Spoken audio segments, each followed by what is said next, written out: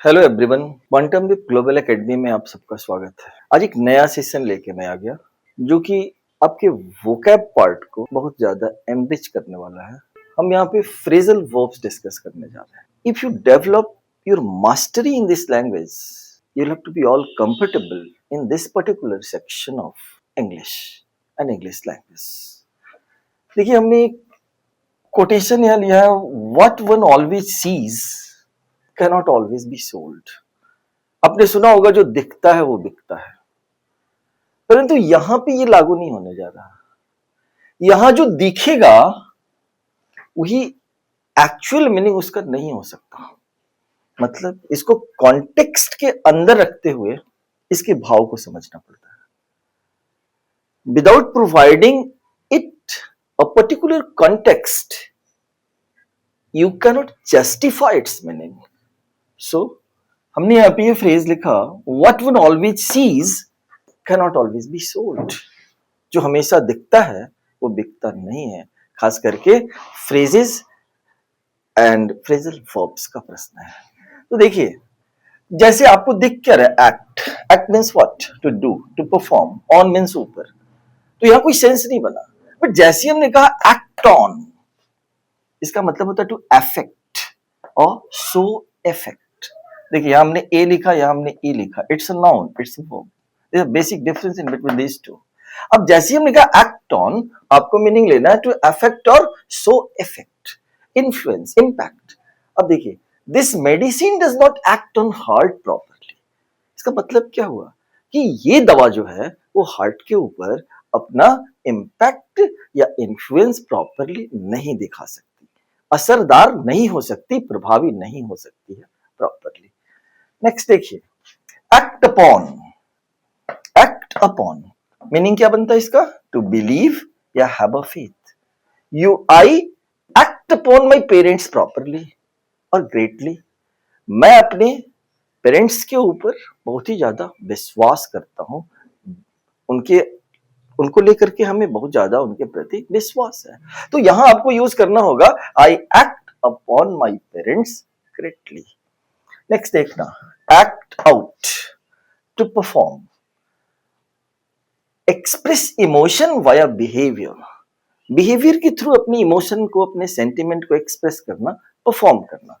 जैसे हमने कहा, the children acted out the story on stage. उन्होंने परफॉर्म किया स्टेज के ऊपर इस कहानी को। तो देखिए, एक्ट आउट सेंस बदल गया। अगला दिख रहा है act up. Act up means to misbehave, दुर्व्यवहार करना किसी के साथ। शी सेल्डम और never acts up her elder. सपने में भी कभी भी नहीं, वो अपने बड़ों के साथ दुर्व्यवहार कभी सपनों में भी नहीं कर सकती। आपने कह दिया, शी सेल्डम और never acts up her elders. देखिए कितना कमाल का मीनिंग दे रहा है ये phrase. Next one, act for, to represent someone or to do something in place of someone. जैसे, I will have to act for you in the office in your absence. जब आप नहीं रहोगे ऑफिस में तो आपकी जगह पे मुझे काम करना होगा। मतलब I will have to do something in place of you in your absence in the office. देखिए कितना बढ़िया सेंस दे रहा है। एक्ट फॉर, एक्ट अगेंस्ट, किसी के विरुद्ध कोई काम करना। To oppose, to do something in the contravention of someone oblique something, के विरुद्ध कोई काम करना। जैसे देखना, you should not act against your seniors. भाई सीनियर्स हैं, डिजर्व करते हैं रेस्पेक्ट, उनको फेवर करना चाहिए, आप उनके अगेंस्ट काम कर रहे हो। तो what does it mean? It means that you are not at all obedient, जो आपके पर्सनालिटी के खिलाफ जाएगा। इस वजह से you should not act against your seniors. Next one, act under. Act under का मतलब होता है to obey someone, to follow one's instructions, किसी की आज्ञा का पालन करना। Being an honest student, being an honest student, he acts under his principle. His principle. He acts under his principle being an honest student. वह अपने principal, अपने प्रधानाचार्य को ओबे करता है क्योंकि वो एक ईमानदार विद्यार्थी है, ऑनेस्ट स्टूडेंट है।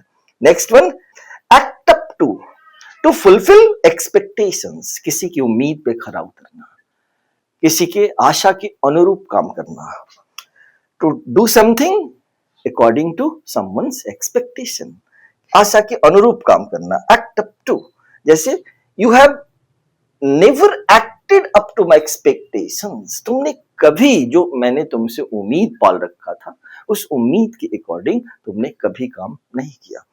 लास्ट वन है act as, to serve a specific role और फंक्शन, कोई स्पेसिफिक रोल किसी भूमिका में काम करना, सर्व करना, जैसे he is acting as a great poet, although is not a great poet but he is acting as a great poet, एक महान कवि की तरह वो एक्ट कर रहा है।